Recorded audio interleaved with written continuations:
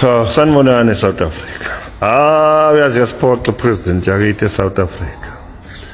Yabona ke lapha elungu kade bathembile kade uhambe nabo. Uyabona ukuthi bakushintshele kanjani eAmerica. Yini lento debeyikhuluma ngo-MK ne-EFF. Ungakuvumela lokho ukuthi bathi anisifuni eParliament. Mina ngiyi-ANC kodwa ake ngeke ngize ngikusho ukuthi angiyifuni i-EFF eParliament ne-MK.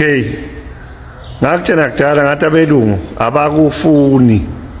kodwa nina niyojoyina bona nithi kungcono nihlale abanifuni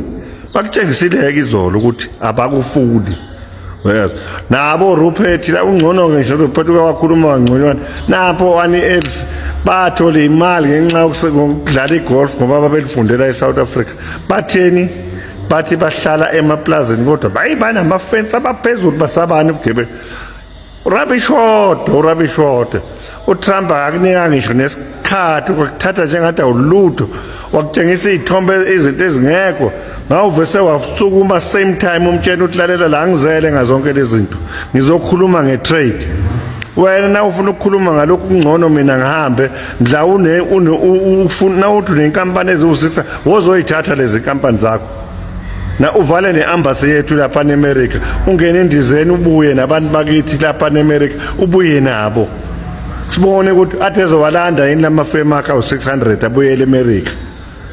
nathi sivale konke simnika khona wangazi nathi umncengo uZuma wayengcono kabi wamtshena straight uObama wathi elalela la mina njengoba ngila ngimele izwe laseAfrika le ndaba yokuthi wena ukhulume uthi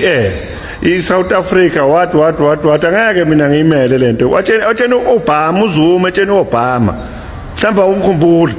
emtshena uObama utlalela la mina njengoba ngilama ngisakhulumela indaba yeSouth Africa ngikhulumela iAfrika yonke yabo njengakuthi uphumile izolo wahamba wamshiya kanjalo uTrump wonke Africa athi zokuphakamisela ikusalute ukuthi hayi uyinsizwe awulamhlanje awulutho lamhlanje uyiphoxele nje yabona abelungu kade uhamba nabo bakudayisile lento ade kwasangisho ukuthi